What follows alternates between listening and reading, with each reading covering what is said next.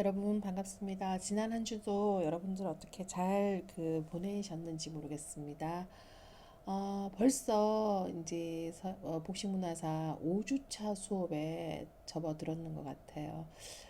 좀처럼 끝날 것 같았던 그런 코로나 19 사태가 우리 예상보다는 너무나도 길게 지금 연장이 되고 있는데, 지난주에도 당부드렸던 것처럼 이제 앞으로 이거를 하루빨리 종식시키기 위해서는 여러분들의 좀 더 철저한 그런 예방수칙 준수가 필요할 것으로 생각이 됩니다. 자, 그럼 오늘 5주차 이제 새로운 시대 로마의 복식에 대해서 수업을 시작해 보도록 하겠습니다. 여러분들이 이제 제목에서 보시는 것처럼 풍부한 양감과 위엄을 표현한 로마의 복식이라고 이렇게 이번 주 수업의 주제를 한번 정해봤습니다. 이미 여러분들이 지난주에 그리스 복식에 대한 내용들을 완벽하게 이해를 했을 것 같고요. 그 다음 이제 그런 내용들을 가지고 오늘 핵심 수업의 포인트는, 그러면 그리스의 복식에서 그 기본으로 해서 발전된 로마의 복식은 어떠한 특징과 외형을 가지게 됐을까 하는 것들. 그래서 미리 제가 답을 좀 드린다면은, 그리스의 복식보다 제일 앞에 나와 있는 말처럼 풍부한 양감, 위엄을 표현했다라고 표현을 했습니다. 그래서 이게 무슨 말이냐? 양감이라는 것은 부피가 훨씬 더 커진다라는 얘기고요. 그렇게 부피가 커지게 되면 사람이 자연스럽게 무게감이 좀 더 있어 보이겠죠. 그래서 그러한 무게감으로 인한 위엄이 표현된다는 것으로 로마의 복식 특징을 먼저 맛배기로 여러분들한테 설명을 하고 지나가도록 하겠습니다. 자, 그럼 다음 페이지 한번 보면요. 이제 지난 시간에 여러분들이 과제로 제출한 내용들에 대해서 제가 조금만 더 수정을 한번 해보도록 하겠습니다. 과제 리뷰인데요. 그리스 복식의 조형 원리는 이라고 이제 첫 번째 얘기를 했는데, 지금 이제 요것도 역시 빨리 과제를 낸 아주 성실한 학생이겠죠. 그 친구의 답을 제가 그대로 지금 갖고 왔는 겁니다.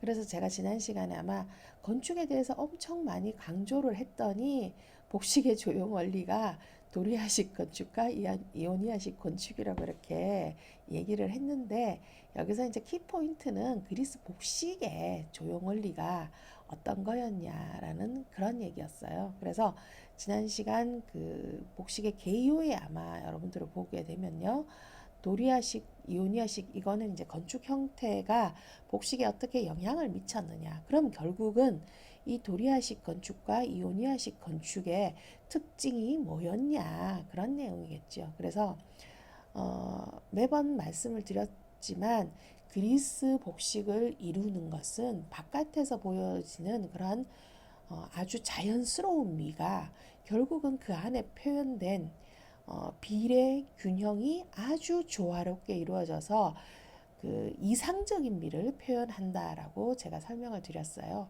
그래서 요 그리스 복식의 조형 원리는 무엇이냐라고 이렇게 제가 질문을 드렸던 거에 대한 완벽한 답은 비례, 균형, 조화가 이루어져서 이상적인 미를, 그 이상적인 미라는 것은 우리가 눈으로 봤을 때 너무나도 완벽하게 자연스러운 미를 표현하는 것, 그것이 그리스 복식의 조형 원리다라고 이렇게 설명을 할 수가 있습니다. 그래서 단순히 건축 양식으로만 설명하는 것은 조금 적합하지가 않다, 이렇게 멘트를 드리겠습니다. 그 다음 이제 그리스 복식을 대표하는 4대 복식이 뭐냐라고 얘기했을 때 당연히 도릭, 이오닉. 그래서 이제 이 친구 같은 경우는 아주 상세하게 이런 그림들을 또 잘 찾아봐 줬네요. 그렇게 해서 그 다음 뒤에 가보면은 히마티온과 클라미스. 그래서 그리스 복식까지는 복식의 유형이라든지 이런 것들이 아주 좀 간편하게 지금 네 가지로도 이렇게 설명이 될 수 있을 정도로 얘기를 할 수가 있습니다. 그래서 이제 가장 기본적인 복식이 뭐였냐를 이렇게 보면은 아까 얘기했던 그 건축 양식과 유사한 그런 도리 키톤과 이오닉 키톤의 특징을 두 개 비교를 하면서 구분할 수가 있어야 된다. 가장 눈에 띄는 특징은 이렇게 도리 키톤에 있는 아포티그마라는 이런 처짐, 앞으로 늘어뜨린 이런 처짐이 이오닉 키톤에는 없고, 이오닉 키톤은 엄청 많은 넓은 폭을 특징으로 하고 피불라의 개수도 다르다. 이렇게 설명을 하면 되겠죠. 그 다음에 이제 히마티온 같은 경우도 몸에 이제 둘러 입는 여러 가지 착장 방식이 있다라는 거, 다양한 착용 방식이 있다라는 거. 가장 대표적으로 그리스의 복식을 얘기할 때 언급할 수 있는 그런 복식이다. 자, 그 다음 이제 클라미스는 용도가 조금 달랐어요. 그래서 여행자나 군인이 착용하는, 그래서 이제 이런 두 가지 두루의 형태의 복식의 특징은 여기서 아주 잘 표현을 해주는 것 같아요. 오른팔 사용이 자유로울 수 있도록 왼쪽을 덮거나 혹은 여밈의 끝을 어디로 한다. 여기에서 왼쪽 어깨에서 고정을 시켜줄 수 있도록 해서 오른쪽 사용이 자유롭도록 한다라는 이런 특징을 가진다라고 설명을 했습니다. 자, 이렇게 해서 이제 과제에 대한 리뷰가 마지막이네요. 그래서 도리아식과 건축 양식과 대표적인 복식인 키톤의 형태를 연관지어 설명을 하시오라고 얘기를 했습니다. 그죠? 그래서 아주 정확하게 도식적으로 그려진 그런 그림을 잘 찾아준 것 같아요. 그래서 도리아식 건축과 이오니아식 건축의 어떤 특징을 잘 표현해주는 주두 부분을 이렇게 부각을 시켜줬고요. 복식에 있어서도 특별한 장식이 없고 뭐 이렇게 단순 평면적인 분위기가 난다. 혹은 화려하고 장식이 많지만 여기는 주름 표현이 아주 섬세하게 나타난다. 이런 것들을 넣어주면 좋겠고요. 그 다음에 여기다가 이제 빠진 것들 한 가지씩 만약에 보충을 해준다면 도리아식은 평평하니 굵은 주름이 이렇게 있기 때문에 그 소재가 뭐였다. 그리고 몸의 선이 비치지 않는 좀 두꺼운 울이었다. 라는 것을 여기다 하나를 첨가를 해주면 좋겠고요. 이오니아 같은 경우는 얇은 린넨이라고 그래서 많은 그림에서 여러분들 봤겠지만 몸의 실루엣이 이렇게 표현될 정도로 얇은 린넨이라는 소재로 만들어졌다라는 거. 그것이 비교가 되면 훨씬 더 좋은 자료가 되겠다라고 설명을 드리겠습니다. 자, 그러면은 과제 리뷰는 이렇게 마치고요. 오늘 본격적으로 사회문화적인 배경, 어디에 로마 시대의 사회문화적인 배경부터 먼저 한번 살펴보겠습니다. 자, 그럼 이제 지리적인 위치를 한번 보면은요, 이탈리아 반도라고 해서 우리가 흔히 지도상에서 이태리를 얘기할 때는 이렇게 장화 혹은 부츠 모양으로 생긴 요 지역이다라고 얘기를 합니다. 자, 여기도 역시 그리스와 동일하게 지중해성 기후다. 그 다음에 이제 역사와 정치를 간단하게 한번 살펴보면요. 여기는 역사가 기원전 750년에서부터 자 AD로 넘어갑니다. 기원 후 476년 우리가 요즘 얘기하는 그런 기원 후에 이제 그 연도를 쓰는 거죠. 그래서 우리는 지금 여기서부터 이제 시작이 되는 거고요. 자, 기원전 750년, 기원 후 476년이니까 여기도 역사로 따져보면은 약 얼마 1000년이 조금 넘는 그런 역사를 가지게 된다. 그래서 이제 그 시대를 좀 구분을 해봤더니 왕정과 공화정, 제정의 세 개의 시대로 나눈다. 그래서 어떤 정치의 방식에 따라서 정치의 왕이 했느냐, 뭐 공화정의 시대를 뭐 이렇게 했는 거는 이렇게 그러니까 정치 방법에 따라서 이렇게 이제 나누게 되는 거죠. 자, 그다음 이제 사회적인 거를 한번 보면은 뭐 신분 제도라는 것이 엄격하게 구분이 되어 있다.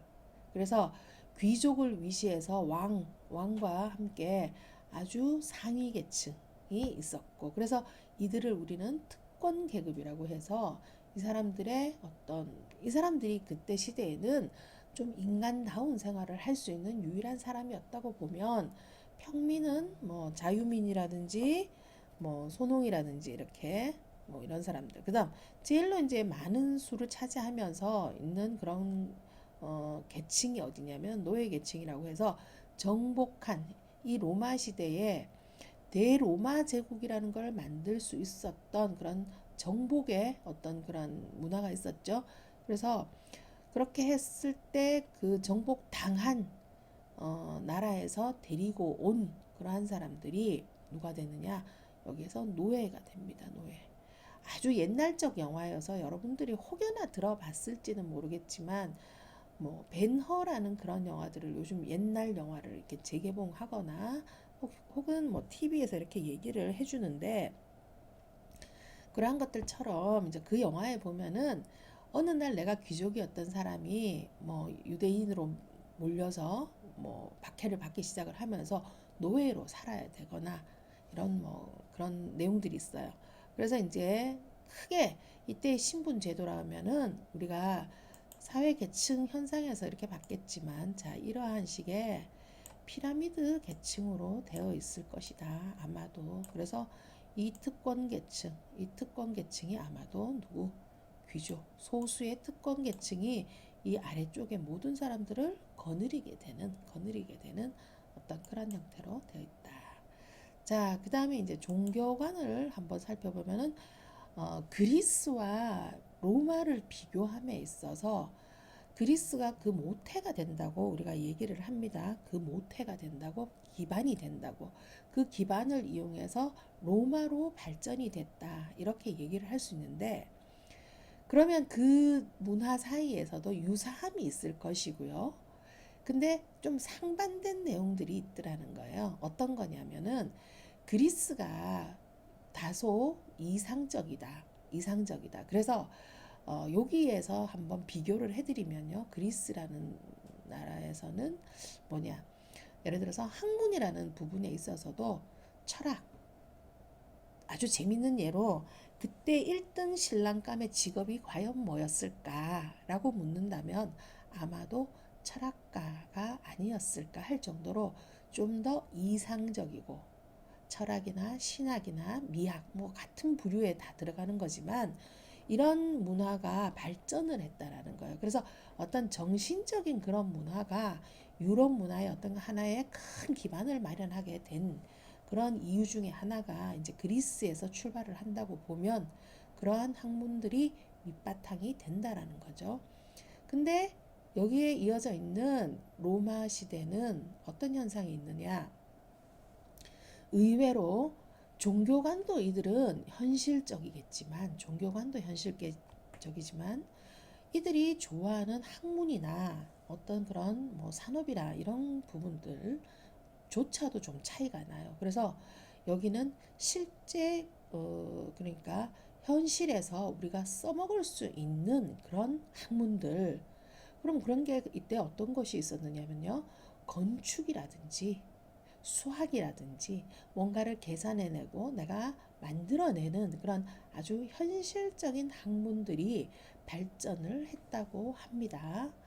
그래서 그러한 이제 그리스와 로마의 차이점이 사회 문화적 배경에서도 나타나고 있다라는 거예요.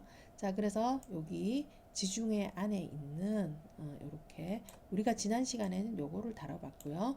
요번에는 이렇게 여기 로마를 중심으로 해서 한번 이제 살펴보겠다라는 겁니다. 자, 그러면 이제 다음 페이지로 한번 넘어가 보겠습니다. 문화를 얘기함에 있어서 지난 시간에도 건축을 중심으로 아마 얘기를 많이 드렸을 겁니다. 그래서 그 건축 중에서도 특히 그리스의 건축 양식의 대표적인 형식을 두 가지 얘기를 해봐라 이렇게 얘기를 하면요. 도리아식, 이오니아식 건축 양식이라고 얘기를 하지만 지난 시간에 이제 끝에 조금 밀어놨던 물론 그리스에서도 나타났던 건축 양식이긴 합니다만 더욱더 번성하게 제대로 돼서 표현이 된 것은 로마다라고 미리 예고를 했던 코린트식 건축입니다. 코린트식 건축. 그래서 이 코린트식 건축은 도리아 이오니아식 건축에 비해서 좀 더 섬세하고 화려함이 넘친다. 그러면 자, 가장 대표적인 건축으로 여기 제우스 신전을 들고 있는데요. 이러한 원주, 원의 기둥이라고 얘기를 했죠. 이것이 그러면 이오니아식 건축보다도 조금 더 가늘고 섬세하다라는 거예요. 그리고 이제 주두 부분, 이쪽 위에 있는 이 주두 부분을 한번 살펴보면은 지난 시간에 봤던 이오니아식 건축과는 또 다르게 자, 요 주두 부분 한번 보겠습니다. 아주 조각이 되어 있는 것이 섬세하고 화려한 조각. 그래서 이게 무슨 모양이냐 하면은 지난번에 이오니아식에서는 스크롤 모양이다라고 얘기를 했는데 여기서는 로마 시대의 주변에 많이 이제 볼 수 있었던 아칸서스 뭐 이렇게 얘기를 하는데요. 그러한 이파리의 모양을 아주 섬세하게 조각을 해서 여기다가 표현을 해놨다는 거예요. 그래서 이제 이렇게 건축물의 발달 형태에 따라서 발전 순서에 따라서 그 형태적인 특징을 한번 보게 되면은 훨씬 여기가 화려하고 섬세한 느낌을 가질 수 있다.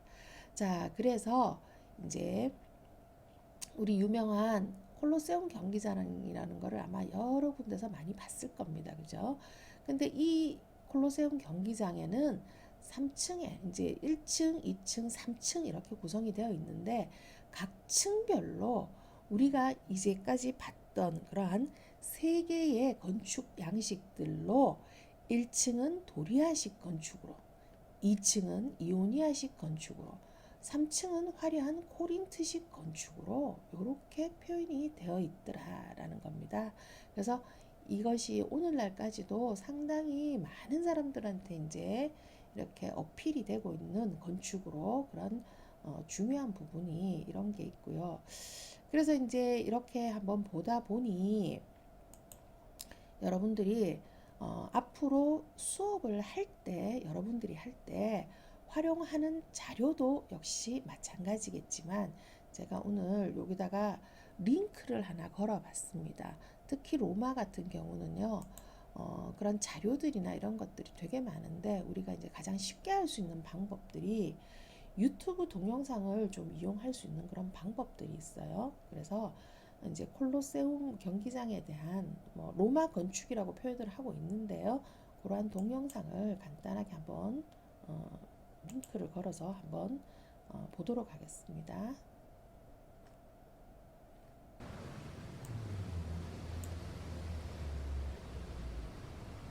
로마의 건축은 단순한 건물 그 이상의 의미를 지닙니다. 황제의 권력과 치적을 상징하는 동시에 로마인의 자부심이기도 했습니다.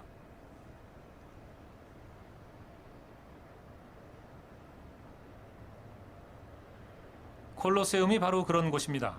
축적된 재화와 노동력, 수준 높은 기술력을 만방에 과시하기 위해 대규모 토목공사는 로마 제국의 권력을 나타내는 가장 좋은 수단이었습니다. 자, 바로 이제 이 부분인 것 같아요. 이 부분. 그래서 지금 현재 그림에는 2층과 3층의 모양만 이렇게 지금 나타나고 있는데요.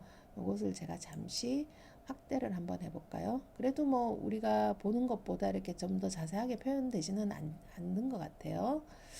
자, 그래서 이제 이러한 식으로 링크를 중간중간에 걸어서 조금 더 이제 그 우리가 요즘은 시청각 자료들이 워낙 잘 되어 있기 때문에 이런 자료들을 보면 내가 가만히 앉아서 세계 여행을 할 수 있는 그런 기회도 되고요. 그 다음에 이제 실제 건물의 이런 모양들을 봄으로써 좀 더 실감 있게 이 부분에 대한 내용들을 이해를 할 수가 있다라는 거죠. 자, 이런 식으로 응용하는 방법을 여러분들한테 설명을 드렸고요. 자, 그 다음에 이제 실제로 혹시 우리 학생들 중에도 이태리를 한번 갔다 와본 사람도 있을 수가 있는데요. 로마 시내에 있는 이런 유명한 판테온이라는 이런 건축물입니다. 여기 같은 경우는 왜 특징적이냐 하면은요. 이 건물 내부예요. 여기가 건물 외부고요. 항상 연일 여기는 사람이 늘 붐비는 그런 곳이기도 한데 이제 요즘 같으면 이제 이 거리가 엄청 한산하겠죠. 불행히도. 그래서 이 건물의 단면을 이렇게 한번 잠깐만요. 건물의 단면을 이렇게 한번 잘라봤더니 이 건물의 특징은 뭐냐? 이렇게 도움형으로 이 시기에 만들었다라는 것이 엄청 큰 특징. 이때의 기술력으로 과연 어떻게 이렇게 만들었을까? 여기도 역시 여기 보면은 신들을 모셔놓은 곳이에요. 근데 자, 건물 내부에서 이렇게 천정에 이 돔 형식을 봤더니 이렇게 구멍이 나 있다라는 겁니다. 돔을 만든 것도 특이한데 그 돔 위에가 구멍이 나 있어요. 구멍이 나 있어요. 그러면 어떤 문제가 생길까요? 어떤 문제가? 이 구멍으로 비가 온다든지 하면은 비가 들어오겠죠. 비가. 그러면 어떻게 해요? 이 건물 안은 비바다가 돼야 되겠네요. 자, 그래서 오늘의 돌발 퀴즈, 재밌는 돌발 퀴즈를 하나 내겠습니다. 판테온이라는 로마 시대 건축에 돔 형식이 있는데 이 돔 형식의 중앙부에는 이렇게 그림에서 보는 것처럼 구멍이 뚫려져 있어요. 그러면 일로 당연히 비가 오든 눈이 오든 다 들어오게 될 건데 그러면은 이 건물은 물바다로 되어야 될까? 눈이 들어와도 그냥 있어야 될까? 어떻게 했을까?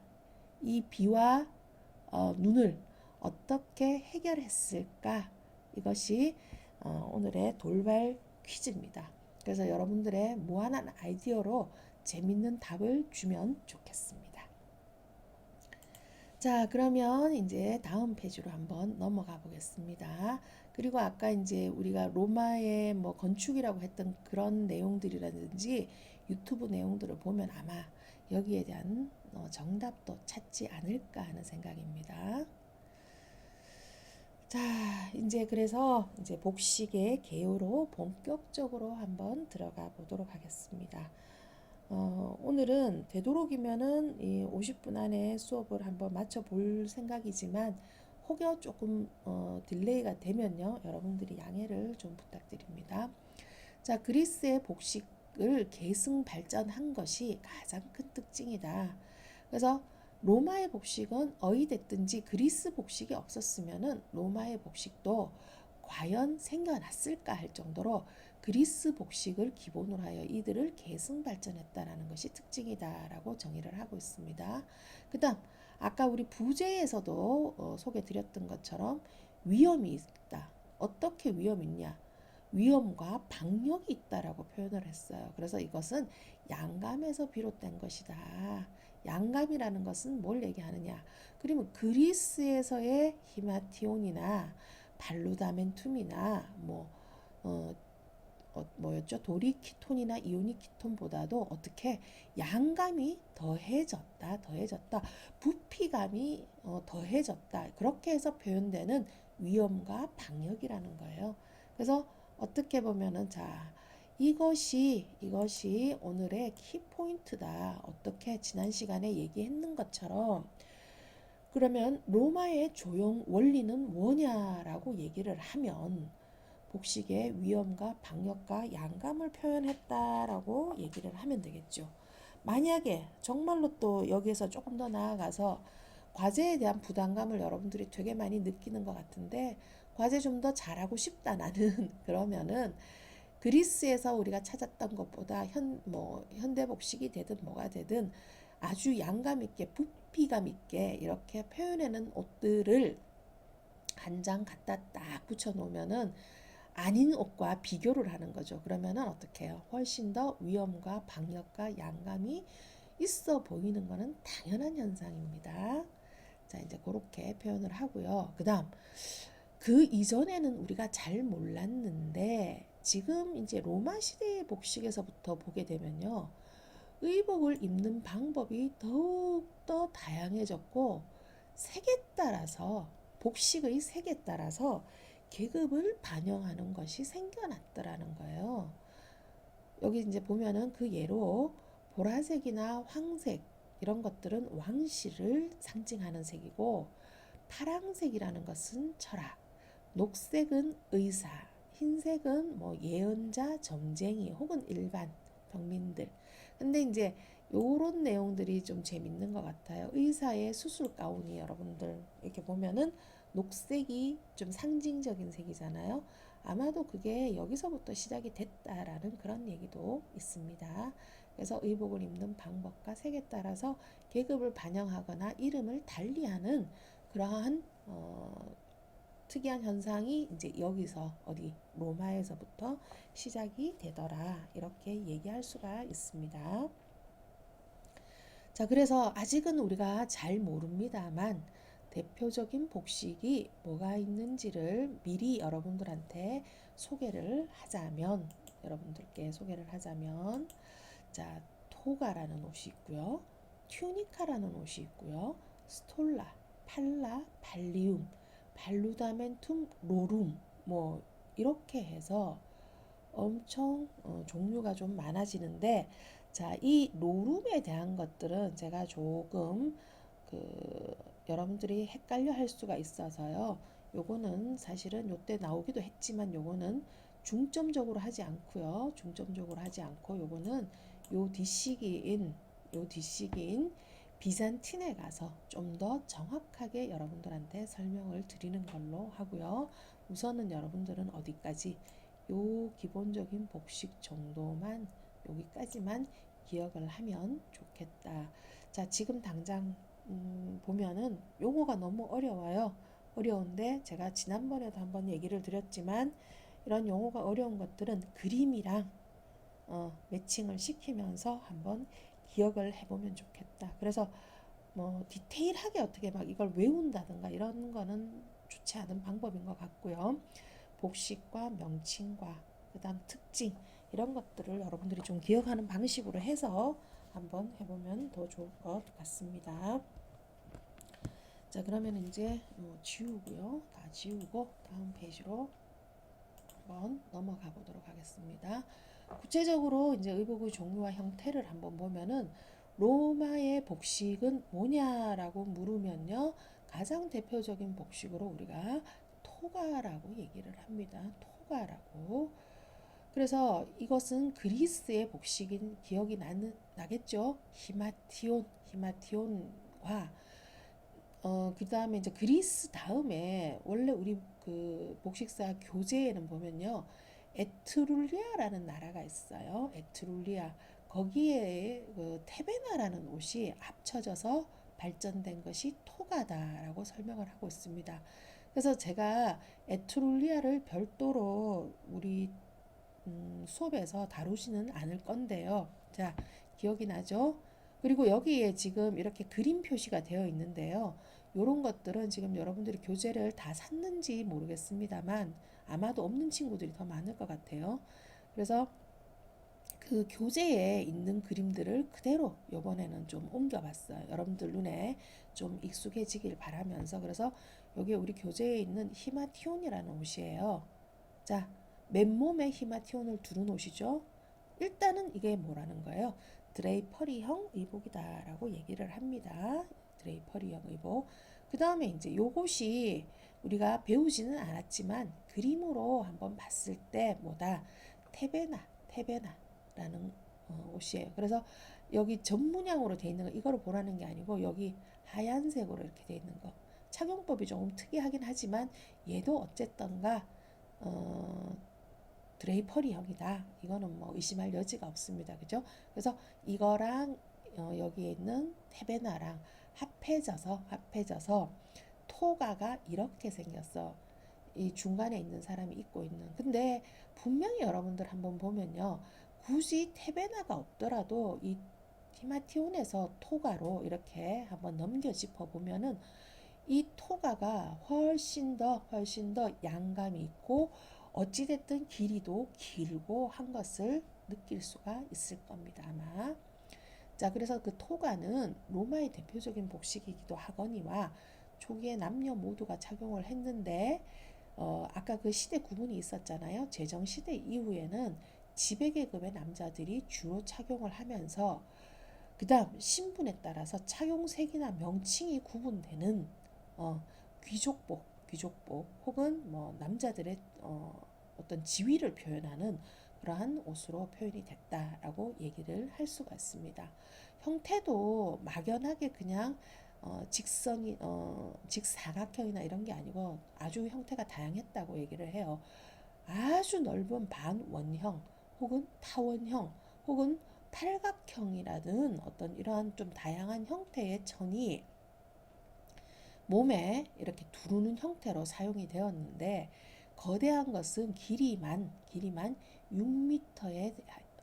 6m를 능가하는 이러한 거대한 길이를 사용을 했고 또 이 토가의 좀 특징이라고 보면은 그냥 예를 들어서 한 장의 천을 이렇게 막 몸에 둘러서 입은 것이기는 한데 이 주름과 주름 사이에 포켓이라는 용도가 사용되어져서 포켓이 만들어져서 사용이 되기도 했다라는 그런 기록이 있어요. 그래서 이 히마티온에서 어떻게 토가로 가는 과정에 에투룰리아의 테베나라는 옷이 영향을 좀 끼쳤지만 여하튼 여기에서 이렇게 넘어갔을 때 보면 아주 양감이 있고 넓고 거대하다라고 알 수가 있습니다. 자, 그러면 신분에 따라서 착용색과 명칭이 구분된다라고 얘기를 했는 그 사례를 여기서 한번 설명을 해보겠습니다. 토가 픽타라고 해서 요거는 황제나 개선 장군이 입은 것으로 붉은 보라색 혹은 실크로 가장 화려하고 좋은 이때의 개선 장군의 역할이라는 게 뭐냐면요. 다른 나라를 이제 정복을 하고 나서 개선 장군이 되어서 돌아오면은요. 여러분들이 알고 있는 파리의 개선문이라는 것도 용도가 그래요. 다른 나라를 정복하고 올 때 그 개선 장군을 맞이하기 위해서 만들어 놓은 그런 문이지만 사실은 그 개선문의 역사가 보면은 여기 이제 로마에서부터 그래서 지금 현재 로마에 가보면은 그런 개선문이 또 있습니다. 그것이 훨씬 역사가 오래됐다 이렇게 얘기를 하더라고요. 그 다음에 이제 토가 프라에텍스타라고 해서 요거는 역시 황제나 성직자인데 좀 더 폭이 좀 넓게 사용된 그러한 토가였다. 그래서 이렇게 명칭이 있었고요. 그 다음 가장 수수한 토가 프라라고 얘기하는 것이 일반 남자들의 일상복으로서 장식 없이 아주 수수하게 착용되는 그러한 것이 토가 프라다라고 명명을 하고 있답니다. 자, 그 다음 이제 페이지로 한번 넘어가 보겠습니다. 이 토가의 그 실루엣과 이런 것들을 여러분 눈에 잘 익혀두세요. 자, 요 다음 페이지에 가보면은 지우개로 지워드릴게요. 토가를 착용하는 방법이 아주 많다라는 거예요. 뭐 여기에서는 지금 반원형의 어떤 그런 것들이 있는데 토가는 또 귀족적인 어떤 그런 후에 이런 용도로 좀 귀족복으로 사용이 됐기 때문에 여기 보면은 검정색으로 테두리 부분이 장식이 되어 있거나 아니면 이러한 자수 형태라든지 각각 새로운 문양으로 이렇게 표현이 되어 있어서 히마티온의 것보다는 훨씬 더 부피감이나 양감도 있겠지만 장식성이 표현이 되어 있다라는 겁니다. 이러한 식으로 장식성이 표현되어 있고 착용하는 방법도 당연히 이제 오른쪽 어깨를 이렇게 드러내는 것으로 히마티온과 비슷하게 착용을 했는 것도 있고요. 때로는 머리에 끌어당겨서 머리를 덮는 수단으로 사용된 것도 있고 그 다음 여기는 이제 좀 더 길었던 것 같아요. 길어서 오른손을 사용할 수 있도록 했지만 오른쪽 어깨를 또 감싸면서 조금 더 복잡한 방법으로 이렇게 착용을 하고 있는데 그래도 마지막 끝자락은 어디에 왼손에 가도록 해서 전체적으로 이 착용한 옷이 고정이 좀 될 수 있는 그러한 것으로 착용을 했다라는 겁니다. 그 다음 여기도 보면 이제 이 섬세한 주름 표현이 아주 두드러지게 나타나는데요. 이거 같은 경우도 이제 이거는 요거하고 유사하게 머리에다가 뒤집어 쓴 형태로 지금 나와 있는 거고 또 그림으로 이렇게 표현이 되어 있는데 자, 이 복식의 명칭은 뭘까요?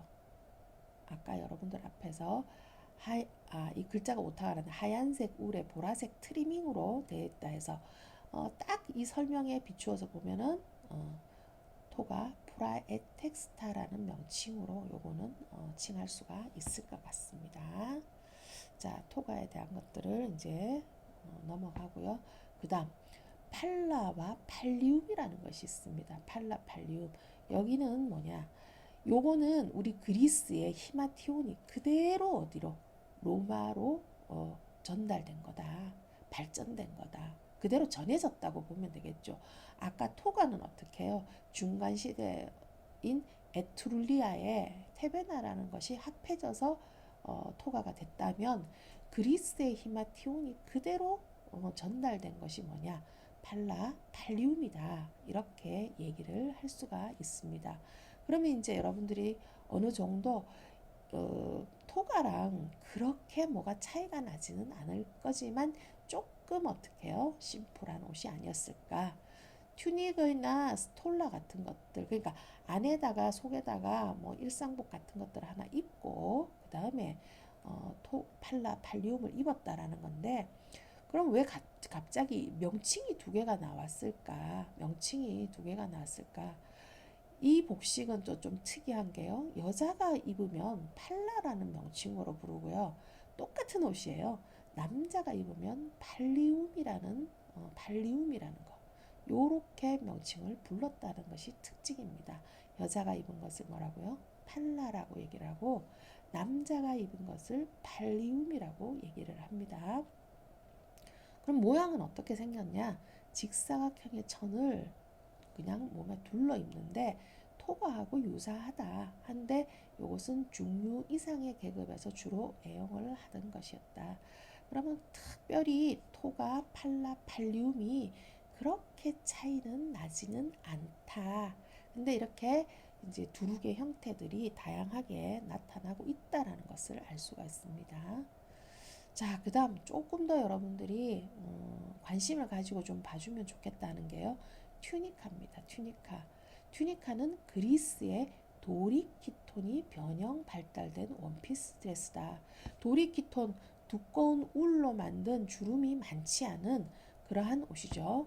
그것이 로마로 이제 전달이 됐을 때, 변형 발달됐을 때는 튜니카라는 이름으로 불려졌다라는 거예요. 그래서 일상복으로 남녀 모두가 착용을 했고, 특히 남성은 무릎 길이, 여성은 발목 길이로 좀 길게 입었으나 사실은 이 튜니카라는 것은 남자들이 주로 입었던 그러한 옷이다. 이렇게 기억을 해주면 되겠습니다.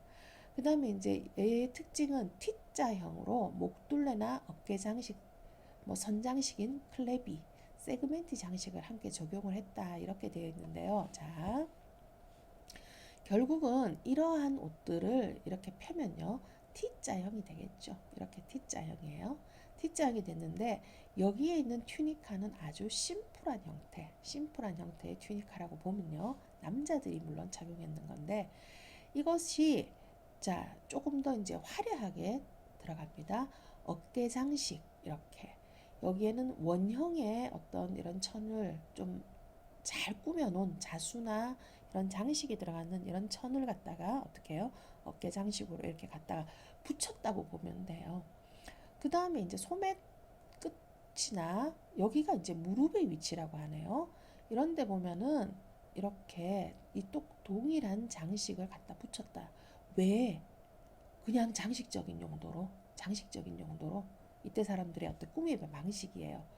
그 다음에 이제 여기를 한번 보세요. 여기를 보면은 세로로 이렇게 해서 어깨에서 단까지 원피스의 단까지 길게 이렇게 세로로 줄 장식이 돼 있어요. 요 소매 부분도 줄 장식으로 돼 있어요. 동일하게. 그렇게 해서 요렇게 하는 것들을 명칭을 정해줬다고 하네요. 그래서 요렇게 요거는 원으로 표현이 되어 있지만 오각형, 육각형 뭐 요렇게 여러 다양한 그 형태가 있다고 하는데 요렇게 자수나 뭐 특별한 문양 장식을 해서 갖다 붙이는 거 어깨하고 여기 갖다 붙이는 거 세그멘티라는 이름으로 부릅니다. 그 다음에 이렇게 어깨에서 단까지 이렇게 줄 장식으로 이렇게 되어 있는 것을 클라비 혹은 클라비스라는 용어로 부르게 된다라는 얘기입니다. 요 용어는 뒤에 가서도 잘 나오기 때문에 여러분들이 한번 잘 기억을 해주길 바랍니다. 그 다음에 스톨라는요, 그리스의 그리스의 키톤인 도릭과 이오닉이 같이 섞여서 변형 발전된 거다. 도릭 키톤과 이오닉 키톤이 그냥 좀 융합이 돼서 변형 발전된 거다. 그래서 여자들이 주로 일상복으로 많이 입는데 뭐 소매가 넓고 좁은 거, 발목 길이의 어떤 그런 원피스 드레스인데 이것도 역시 주름이 이게 되게 많았나 봐요. 도릭과 이오닉 키톤이 합해져서 이렇게 스톨라가 됐는데 사실은 피불라로 어깨도 고정을 하고 그다음 허리띠로 뭐 여기는 이렇게 묶었지만 여러 가지 형태로 허리띠로 넓은 폭을 고정하기도 했다라고 얘기를 합니다. 누가 입어요? 주로 이거는 여자들이 일상복으로 주로 입는다. 그러면 이제 자 어떻게 되느냐? 일상복으로 남자나 여자나 남자는 튜니카, 여자는 뭐 스톨라를 입고 그 위에다가 뭘 입었느냐? 여자는 팔라를 둘렀고 남자들은 팔리움을 둘렀고 또 제정시대 이후에 귀족들은 뭐 토가는 또 제정시대 이전에는 어떻게 그냥 일상복으로서 토가도 걸쳤지만 그래서 뭐를 입고 그 위에 뭘 입었는지를 한번 여러분들이 꼼꼼히 한번 따져보면 좋겠습니다. 자, 그 다음은요, 팔로다멘툼을 해야 될 것 같은데 이게 일정 시간이 좀 늘어나면은 여러분들이 조금 지겹기는 하겠지만 제가 50분까지 조금 시간을 채워서요 한번 해볼 테니까 조금만 더 여러분들이 정신을 차려서 한번 보면 좋겠습니다. 자, 팔루다멘툼은 그리스의 클라미스는 누가 입었다? 누가 입었어요? 군인이나 여행자들이 입고 여차에서 야외에서 숙박이 되면은 그걸 이불로도 사용을 했다라고 얘기를 했습니다. 그죠? 그래서 이 그리스의 클라미스가 그대로 전해져서 용어적으로만 발루다멘툼이라는 명칭으로 그냥 바뀌었어요. 이게 용어만 바뀌었다고 이렇게 보면 되겠습니다. 그래서 이제 황제나 장군은 튜닉 위에 둘러 있기도 했고요. 여기도 또 오타가 났네요. 평민 같은 경우는 여행 시에 입고 이거는 소재가 이제 질 낮은 거친 울 소재로 되어 있었다. 그래서 특별히 그 용도에 있어서 차이나 이런 것들은 좀 없었던 것 같아요. 자, 마지막으로 이제 외투, 라케르나, 페눌라, 사쿰이라는 용도로 외투가 그냥 케이프처럼 이렇게 몸에 간단하게 두르는 형태들을 얘기하는 겁니다. 그래서 이제 거의 라케르나 같은 경우는 서민과 노예들이 입었다라는 게 좀 특징적이고요. 페눌라는 모든 계급에서 착용했고 사쿰이라는 것은 특별히 또 더 군사들이 입던 군복의 일종으로 사각형의 외투를 그냥 몸에 척 걸친 어떤 그런 형태다. 이렇게만 여러분들이 기억을 하면 좋겠습니다. 자, 그 다음 이제 정말 중요하다라고 우리가 어떻게 로마 시대에 이런 옷들이 있었을까라고 얘기할 수 있는 그러한 옷입니다. 자, 스트로피움. 이름조차도 어려워요. 스트로피움이라고 해서 현재 해석하기를 간단한 형태의 운동복이다라고 얘기를 해요. 간단한 형태의 운동복. 근데 유일하게 지금 이 옷을 입은 사람들은 벽화에 그려져 있는데 거의 다 여자인 것 같아요. 그래서 형태적인 어떤 특징으로 보면은 현대의 뭐 비키니 수영복과 좀 유사하다라고 이렇게 우리가 얘기를 합니다. 현대의 비키니 수영복과 유사하다라고 얘기를 해요. 자, 그런데 그러면 이때에 과연 여자들이 이렇게 운동복이 필요할 정도로 이렇게 운동을 했을까라고 생각을 해보면 자, 여러분들 교재의 어떤 사회문화적 배경을 한번 읽어보면요. 어떤 내용들이 있냐면 이때 시대 여자들은 집안에서 가사를 돌보면서 오로지 이제 귀족들의 얘기예요. 귀족 여자들 같은 경우는 남편들이 바깥 활동을 다 하고요. 여자들은 집에서 몸치장과 예쁘게 이렇게 뭐 꾸미는 어떤 그런 것들밖에 안 했다고 얘기를 해요. 그래서 우리가 이제 제 생각에 이거 추측컨대 우리가 지금 스트로피움이라고 이렇게 하는 것 같은 경우는 뭐 그 아까 앞에 봤던 콜로세움이라든지 이런 데서 막 그 어떤 그런 군중들이 모여갖고요, 동물과 사람을 어떻게 막 대결을 시키잖아요. 자기네 노예들과 이렇게 할 때 아마 그 앞에 행사나 이런 거 할 때 무희들의 복장이나 이런 것들이 아닐까라고 오히려 저는 생각을 해요, 사실은. 그래서 오늘날의 비키니 수영복과 유사한 이런 옷들을 지금 착용하고 있는 것이 그때 당시 그림에 그려진 것으로 보여서 이 이름을 스트로피움이라고 불렀다고 하네요. 자, 이 옷을 여러분들 반드시 기억을 해주고요. 자, 그 다음 한번 보겠습니다. 머리 형태는 그림으로 여러분들이 이해를 하면 좋을 것 같아요. 전반적으로 남자들은 짧은 곱슬머리고요. 여자들은 두 개로 묶어서 허리까지 길게 뭐 늘어뜨리는 초기 형태가 있었지만, 자, 여기 그림에 이렇게 보면은 전체적으로 뭐 틀어 올리거나, 그 다음 여기도 역시 가발을 사용을 해서 좀 더 정교한 그런 머리 형태를 가꾸지 않았나라고 예측을 한답니다. 자, 그 다음에 이제 여러 가지 뭐 금속 세공이 발달을 해서 몸 치장을 위해 필요로 하는 많은 보석들을 제조하기도 했고, 또 그리스, 이집트 같은 데서 수입을 하기도 했다라고 해서 그 이전에 봤던 것들보다 이제 점점 더 이렇게 정교한 형태로 보여지는 것을 우리가 알 수가 있다라는 겁니다. 자, 이때가 이제 대로마 제국이라고 얘기를 해서요. 제가 잠시 앞으로 다시 한번 넘어가 보겠습니다. 대로마 제국은 현재 지금 여기에서 표현을 하고 있는데, 파란색으로 지금 표현된 부분 있죠. 이 파란색으로 표현된 이 모든 부분이 어떻게 돼 있느냐, 로마가 정복한 나라들이라는 거예요. 그래서 그때를 명칭을 어떻게 부르느냐, 대로마 제국이라고 얘기를 합니다. 대로마 제국이라고. 그래서 그 로마는 엄청난 그러한 어떤 그 권력을 가지고 영토 확장이라는 것을 통해서, 그럼 영토를 확장하면 이 많은 넓은 나라의 지역에 있는 모든 사람들이 뭐가 된다는 거예요? 이들의 노예가 되고, 그 다음 이 많은 나라들로부터 탈취한 그런 여러 가지 문화적인 유산이라든지 이런 것들을 로마로 갖고 올 수가 있었고요.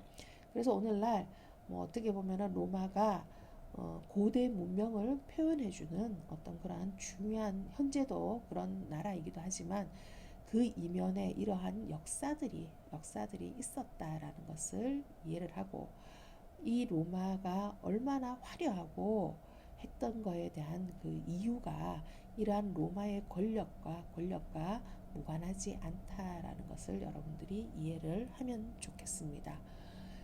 자, 그래서 시간이 얼추 다 되는 것 같기는 하지만요, 영화 속 로마 복식을 한번 살펴보면은 글래디에이터라는 그런 영화에서 이런 토가 그죠? 이런 것들을 볼 수가 있고요. 이 여자가 지금 착용하고 있는 이 두르게 형태도 역시 아마도 그럴 것이다 라고 생각을 하고 있습니다.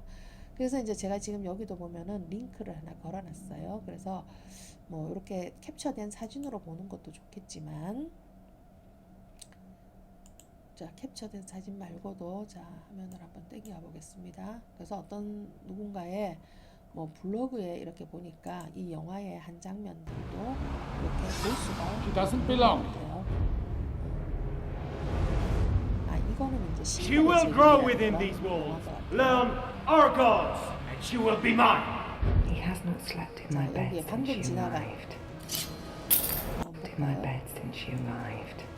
자, 이런 I have a paper which, when translated, denounces both Rome.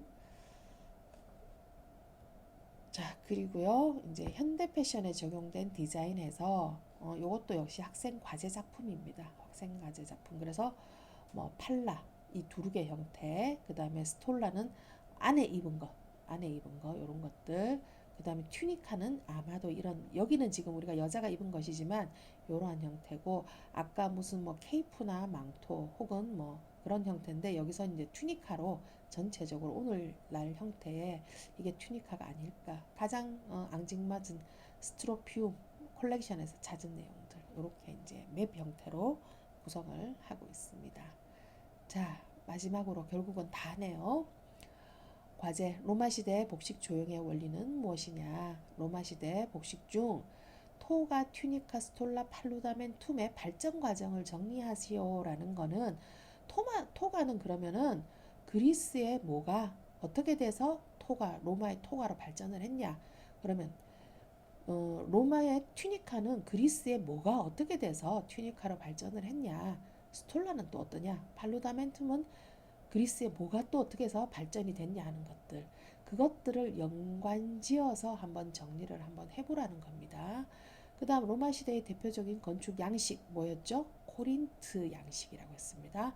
코린트 양식과 로마 시대의 전체적인 복식의 형태를 연관지어서 여러분들 나름대로 여러분들의 의견을 한번 적어서 보내주면 좋겠다라는 겁니다.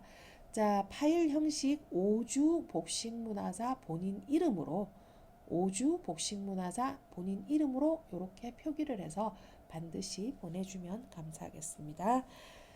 자, 이렇게 해서 5주차 수업을 마치고 다음에는 이제 고대 시대를 마무리를 간단하게 한번 하고요. 새로운 시대, 중세의 시대로 넘어가서 비잔틴 복식부터 중세의 시대를 여러분들이 다시 경험할 수 있도록 하겠습니다. 수고하셨습니다.